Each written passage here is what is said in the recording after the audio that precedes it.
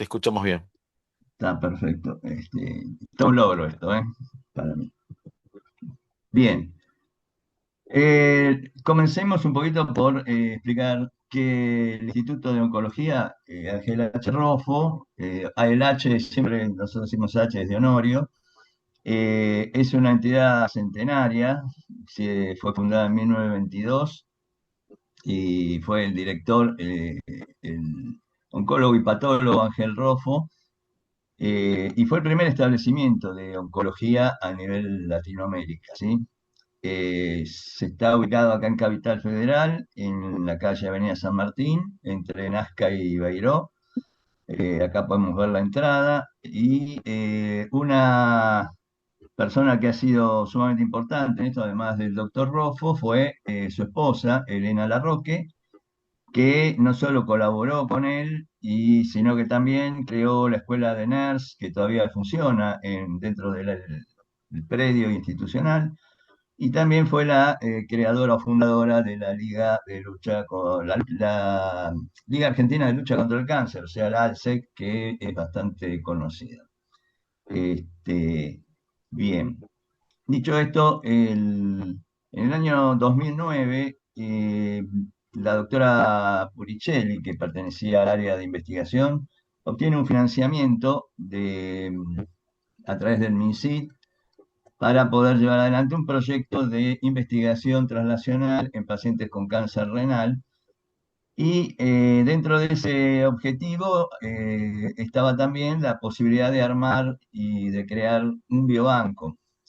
Cuando o sea, hice mi tesis doctoral, mi tesis la hice con pacientes con cáncer de vejiga y esto fue antes del 2009 y en realidad tenía como un biorepositorio propio de muestras de orina, ya que medíamos algunos marcadores en estos pacientes para ver si había una asociación entre los niveles de agresividad del cáncer y este biomarcador, pero no estaba todavía en ciernes el concepto de biobanco como tal.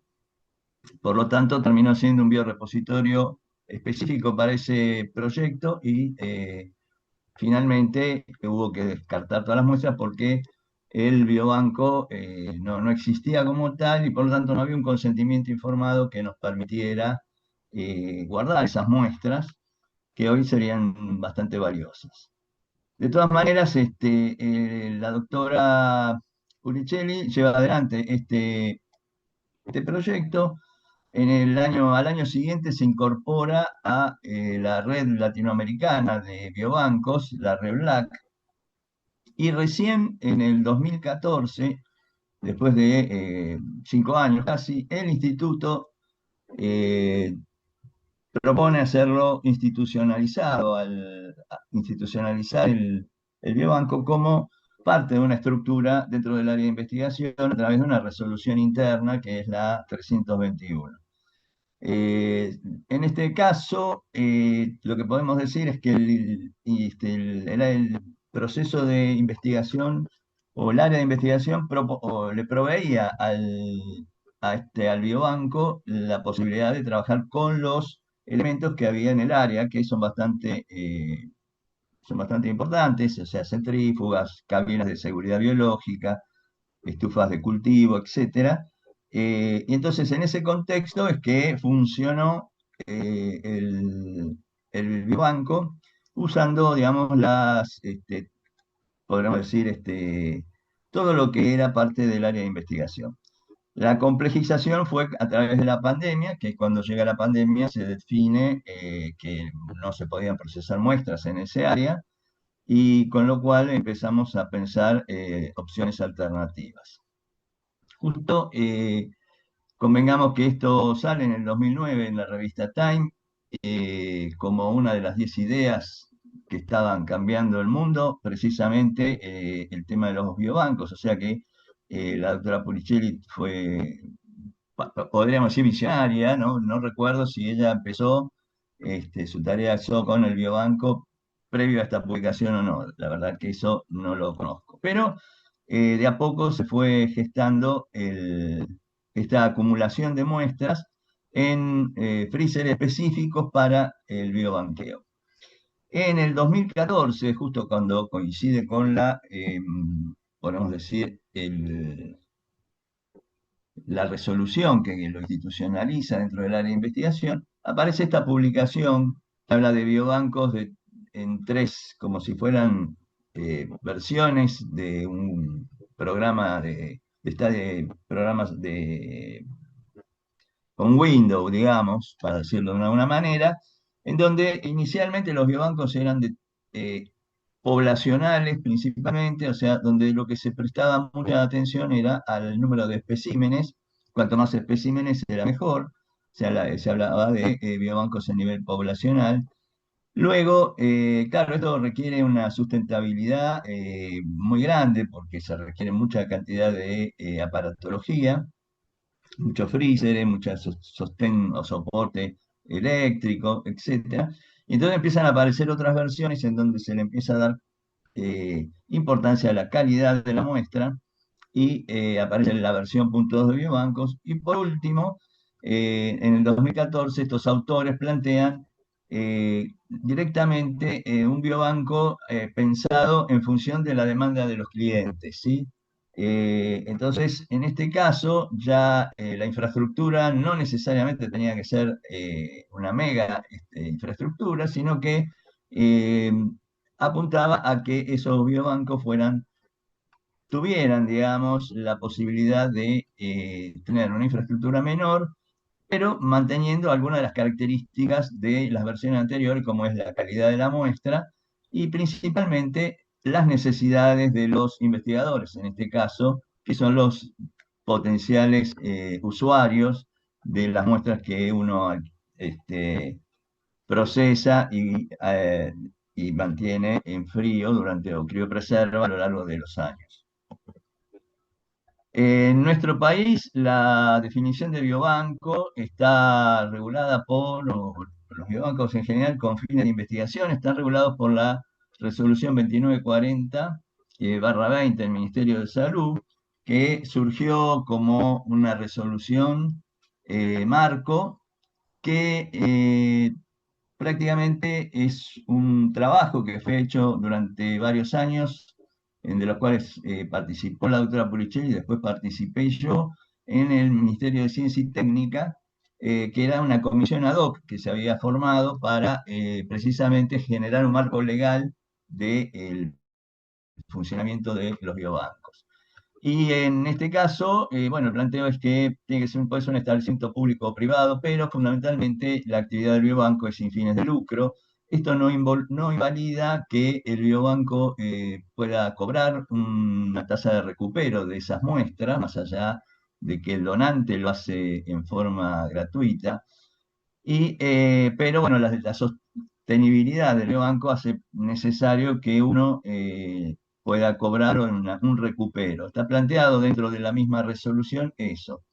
Eh, bueno, luego el biobanco recolecta, procesa, almacena y distribuye, puede ser una o varias colecciones, dependiendo de las características. En nuestro caso es un biobanco si bien arrancamos como biobanco de suero, hoy en día estamos tratando de transformarlo en un biobanco de fluidos derivados de pacientes oncológicos y hasta el momento hemos ampliado un poco lo que la doctora inicialmente era una toma de sueros como bioespécimen. Ahora estamos incorporando plasma y células leucocitarias o Baficoat o placa plaquetaria, como cualquiera de esos nombres, con el objetivo de que si algún investigador necesita hacer algún tipo de estudio, hoy en día es muy común usar la citometría de flujo, tener disponible células del paciente, principalmente a nivel de leucocitos. En lo que hace al tamaño, la resolución plantea que puede ser desde un gran biobanco poblacional hasta pequeños biorepositorios con muestras biológicas, siempre de origen humano. Espero que se me corrió. Bueno, Por otro lado, en esta resolución también se plantea que el fin del biobanco o de las muestras que él almacena y procesa puede ser para un fin específico, o sea, un proyecto de investigación específica. En ese caso, finalizado ese proyecto, el biobanco tiene que destruir las muestras para ese fin. Puede ser un biobanco con funciones de asistencial y diagnóstica, pero que también pueda incluir dentro de un consentimiento informado que debe firmar el propio paciente, que el remanente o descarte se pueda almacenar dentro del biobanco para futuras investigaciones. Y lo último es la posibilidad de tener donantes vivos o muertos, pero muestras provenientes de ellos que sean con fines de investigación a futuro sin ningún tipo de especificidad. O sea, uno puede contactar al paciente y el ingresante o el donante puede definir que esa muestra quede a uso del biobanco en función del proyecto que pueda surgir en determinado momento. Para todo esto es necesario que el biobanco cuente con un consentimiento informado que obviamente es aprobado por el Comité de Ética, en este caso institucional. Como muestra de los productos que nosotros manejamos, fíjense que las muestras de sangre son bastante versátiles en el sentido de que podemos obtener muchas opciones de subproductos. Nosotros básicamente estamos utilizando o separando plasma, suero y el pellet celular, a partir del cual después el investigador decidirá si hacer alguna otra subproducto. En ese caso, también nos tenemos que ajustar a lo que el investigador por ahí está buscando. Nosotros de base tenemos suero plasma y el BAF COAT como elementos a almacenar. Por supuesto que cada una de estas bioespecímenes van a tener sus datos clínico-patológicos asociados y otros tipos de muestras, como el caso de las células mononucleares de sangre periférica, que requieren otro tipo de separación utilizando gradientes de Ficol. En ese caso son exclusivamente las dejamos en función de las necesidades del investigador. No es que lo hacemos de rutina. De rutina hacemos sueroplasma y el BAFI como elementos o bioespecímenes a tener en nuestro biobanco.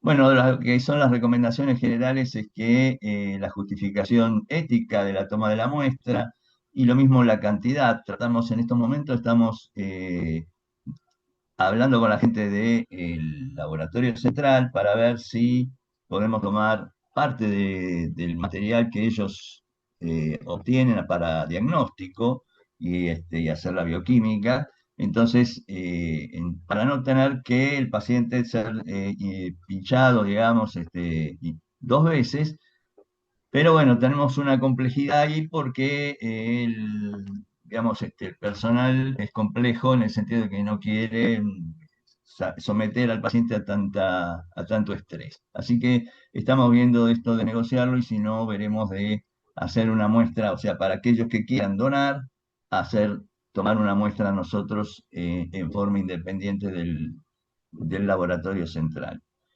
Controlamos las variables preanalíticas a través de lo que es el sistema de SPREC y más que nada mantenemos bueno, la representatividad de esa muestra y su estabilidad. Normalmente o consideramos que la sangre, como no tenemos un estudio infectológico previo, la tratamos como potencialmente infecciosa a toda la muestra, cualquier tipo de muestra, y lo que les decía antes, lo de la recolección, tratamos de que se fuera dentro de la rutina habitual. Esto es un tema ya, les digo, medio complejo, que estamos negociando ahora con el laboratorio central para evitar la doble extracción. El tiempo de procesado ideal dentro de la extracción es la hora. Tratamos de respetarlo. Y todo esto es, digamos, documentado en una ficha que no, o sea, no la voy a mostrar acá, pero digamos, en general es una ficha en donde va anotado todos los datos de procesamiento de la muestra. Los usos para los tubos, o sea, nosotros utilizamos como sacamos suero y plasma y Buffy, utilizamos habitualmente dos tipos de tubos que son el que procesa, o sea, el que sirve para la obtención de suero y la obtención de plasma con ERTA. Eh, Nosotros lo que hacemos es cuando el paciente oncológico entra en admisión, tratamos de reclutarlo en ese punto, dado que no tenemos la posibilidad del biobanco de tumores, o sea, de tejido, que el paciente está ingresado para ser operado, reciben la muestra quirúrgica, y de ahí ellos, una vez que si el paciente hizo el consentimiento informado, obtienen o sacan un remanente del remanente diagnóstico, sacan una muestra. Nosotros en realidad lo tenemos que contactar previo a que el paciente sea tratado, por lo tanto, como digo yo, o sea, que esté con el tumor en ese momento dentro de su organismo, y esto hace que uno tenga que hacer una logística diferente, ya que precisamente tenemos que ir a buscarlo antes al paciente, o sea, cuando está ingresado. Hoy en día es- podríamos decir que es un tema que lo estamos también tratando con la gente de admisión, porque bajó mucho la admisión o la incorporación de pacientes al instituto como consecuencia de la situación socioeconómica, donde hay muchos pacientes que no tienen obra social, y el instituto como instituto de universitario está pasando algunos problemas de tipo económico y no puede solventar el tratamiento de estos pacientes en forma gratuita. Entonces, se está limitando mucho el ingreso a aquellos que tienen alguna cobertura de tipo social, ya sea por obra social o PAMI o alguna otra que pueda tener el instituto, puede estar o sea, trabajando y pueda cobrar de alguna manera el tratamiento, ¿sí? En estos momentos está un poco complicado, pero hay alrededor de un flujo de 100 ingresos mensuales, con lo cual somos bastante, podemos ser optimistas en este tema. Bien, esto sería el funcionamiento, el flujograma, donde el donante, una vez que entrega su muestra biológica, ya se procesa, se analiza, se establecen los datos de ingreso de SPREC para poder ingresarla al biobanco. Obviamente, también tenemos por otro lado el análisis de los datos personales y clínicos, que va a un registro. En estos momentos estamos trabajando con un cambio de sistema, que es una aplicación online que se llama Locator App, que incluye la posibilidad de tener no solo el registro de los pacientes, la localización dentro del freezer de las alícuotas, sino que también nos permite manejar los insumos, o sea, nos permite tener bastante versátil y nos está siendo bastante útil. Obviamente que después el usuario contacta al biobanco, vamos a tener que evaluar el proyecto, ¿sí? Y ese proyecto tiene este flujograma en donde el investigador contacta al biobanco, nos acerca a su proyecto, nosotros tenemos un formulario de solicitud de muestras biológicas, un formulario para la presentación del proyecto, lo evaluamos como desde el punto de vista científico, y también desde el punto de vista ético lo evalúa el Comité de Ética Institucional. Si el proyecto es viable, esto pasa a ser aprobado, y luego lo que hacemos es firmar el acuerdo de transferencia de materiales para la entrega de las muestras biológicas. Si requiere algún tipo de modificación, se lo contacta al investigador, se harán las modificaciones necesarias y volvemos a reestudiarlo desde el punto de vista ético. Si en el caso de que el proyecto fuera inviable, directamente desde lo científico, desde lo ético, se plantea directamente que esto es inviable y se finaliza ahí y se lo transmite al investigador. ¿Sí? Y el proyecto queda finalmente desaprobado. Estos son los objetivos que tiene el biobanco, pero no voy a abundar mucho porque es bastante extenso, pero bueno, es mantener y crear colecciones en estos momentos de distintos tipos de tumores, los más prevalentes, mantener la confidencialidad acorde con la ley de protección de datos personales, promover la investigación transnacional y biomédica en general. Todo esto es sin ánimo de lucro, pese, digamos, a lo que te decíamos antes, que se hace un poco difícil el recupero, ya que muchas veces los subsidios a los cuales acceden los investigadores no son sumamente importantes y no incluyen por ahí podemos decir, las muestras, ¿no? El valor de las muestras. Entonces se hace complejo y tenemos que negociar un intercambio de insumos. Luego tenemos los consensos de buenas prácticas y realizar tareas de divulgación. Nosotros usamos habitualmente, estos son los elementos, o sea, los bioespecímenes que utilizamos son principalmente los tres primeros. Estos eventualmente no son de rutina, son de acuerdo al proyecto, si lo necesita o no. Porque tenemos también, además de freezer de -80, tenemos espacio para poder almacenar algunas células en estado viable en nitrógeno líquido.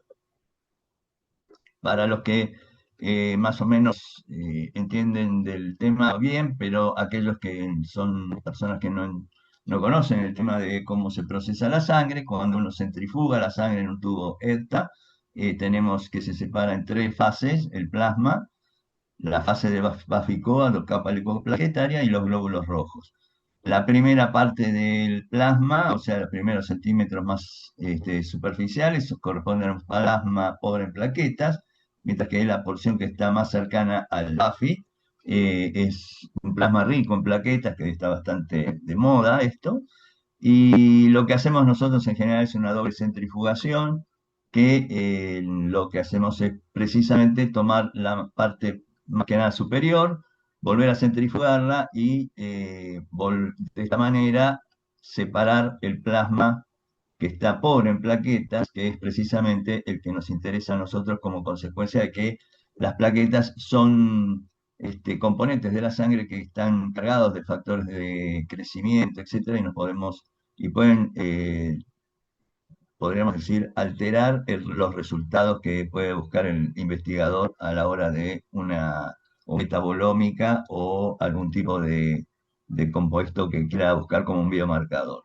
En el caso del suero se utilizan los tubos con tapones rojos, se deja 30 minutos a temperatura ambiente, esto permite que el activador de la coagulación coagule y se separen directamente suero y coágulo, se centrifuga y luego se toman alícuotas de 500, nosotros estamos alicuotando a 500 microlitros la porción de suero.